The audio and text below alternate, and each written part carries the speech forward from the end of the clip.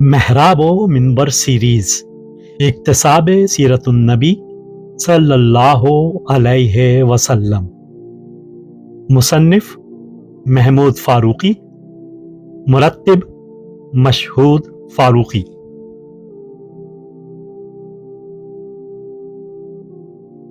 پانچواں حصہ دعوی نبوت اور ابتدائے دعوت اسلام۔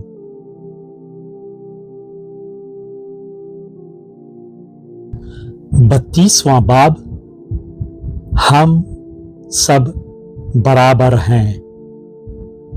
یہ وہ انقلابی نعرہ تھا جس نے مکہ میں ہلچل برپا کر دی۔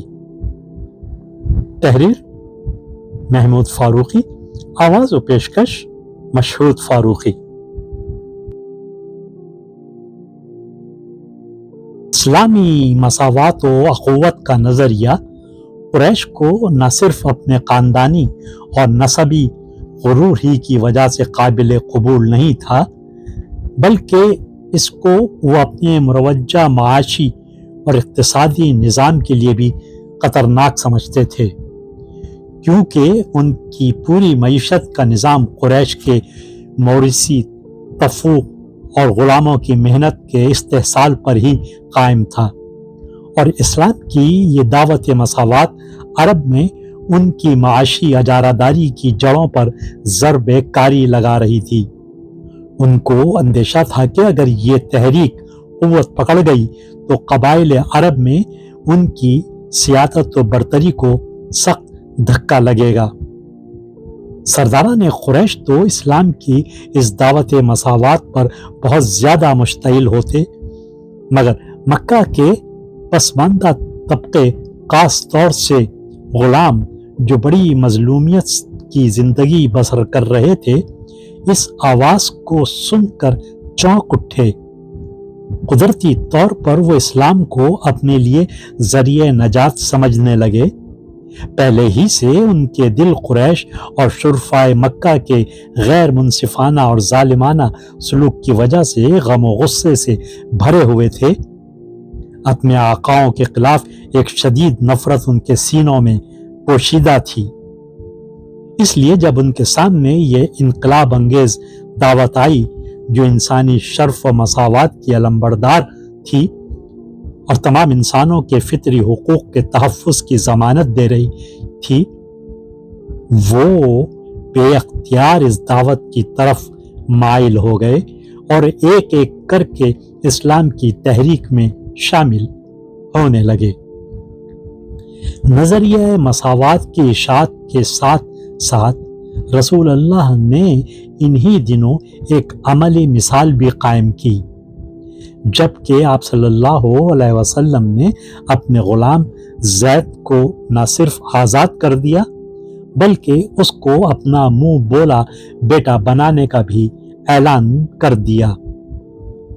جس وقت آپ نے خانہ کعبہ میں زید کا ہاتھ تھامے ہوئے سب لوگوں کو گواہ ٹھہرایا کہ آج سے زید ہمارا بیٹا ہے، تو مکہ میں اس بات سے بڑی ہلچل مچی۔ یہ خبر بڑی تیزی سے پھیل گئی کہ محمد نے ایک غلام کو بیٹا بنا لیا۔ جس کے منہ میں جو آیا بکنے لگا۔ وہ کہہ رہے تھے کہ محمد ہمارے نسب کو خراب کر رہے ہیں، وہ غلاموں کو سر چڑھا رہے ہیں، بیٹا بنانے کے لیے انہیں ایک غلام ہی ملا تھا۔ کیا بنو ہاشم میں شریف گھرانوں کے یتیم بچے نہیں تھے جسے وہ اپنا بیٹا بنا لیتے؟ کسی زبان دراز نے کہا، ارے وہ تو ابتر ہیں، گھر میں بیٹا نہ ہوا تو ایک غلام کو بیٹا بنا لیا، اب یہ غلام ان کے خاندان کے چراغ کو روشن رکھے گا۔ واہ، یہ بھی خوب دین ہے جو مقمل میں ٹاٹ کا پیوند لگاتا ہے۔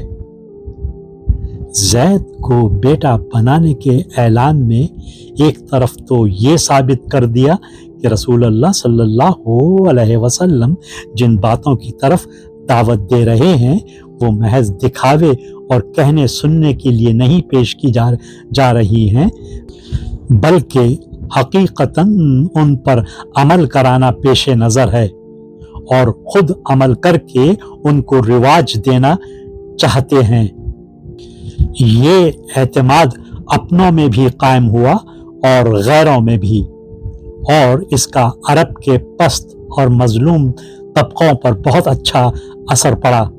خاص طور سے غلاموں میں یہ اعتماد پیدا ہو گیا کہ داعی اسلام اور ان کی جماعت در حقیقت اصلاح و انقلاب پیدا کرنا چاہتی ہے اور اسلام ان کے لیے ایک بہتر مستقبل کا دروازہ کھول رہا ہے۔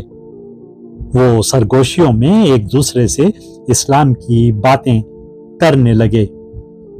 جب غلاموں میں سے چند لوگ اسلام قبول کر کے رسول اللہ صلی اللہ علیہ وسلم کے ساتھ ہو گئے تو لوگوں کے سامنے اس نظریہ مساوات کی تعبیر بھی آ گئی۔ جب وہ رسول اللہ کے ساتھ نماز پڑھتے تو غلام اور آقا ایک ہی ساتھ برابر کھڑے ہو جاتے۔ مسلمانوں کی نشستوں میں غلاموں اور شرفا کے لیے علیحدہ علیحدہ مقام نہیں تھا، بلکہ سب زانو بزانو ساتھ ہی بیٹھتے تھے۔ کھانے پینے میں بھی یہی وتیرہ تھا۔ محنت اور کام کاج اور ہر طرح کے سلوک میں ایک نمایاں فرق نظر آ رہا تھا۔ قریش بھلا یہ منظر کیسے دیکھ سکتے تھے؟ انہوں نے طے کر لیا کہ اس فتنے کو پوری قوت سے کچل دیا جائے اور ان کے غیظ و غضب کا پہلا نشانہ مظلوم غلام بنے، مگر انہوں نے جس قدر ان پر سختیاں کی اسی قدر ان کا ایمان پختہ ہوتا چلا گیا اور رسول اللہ اور آپ صلی اللہ علیہ وسلم کے رفقا سے ان کی محبت و عقیدت بڑھتی چلی گئی۔ اب مکہ مسلمانوں کے لیے آزمائشوں کا شہر بن گیا تھا۔ ویڈیو دیکھنے کے بعد چینل کو سبسکرائب کرنا نہ بھولیں اور تازہ ترین اپڈیٹس کے لیے گھنٹی کے بٹن کو ضرور دبائیں تاکہ ہمارے منفرد اور پر اثر پیغامات آپ تک پہنچتے رہیں، اور اگر لائک کریں تو اپنے دوستوں کے ساتھ شیئر کریں۔ شکریہ۔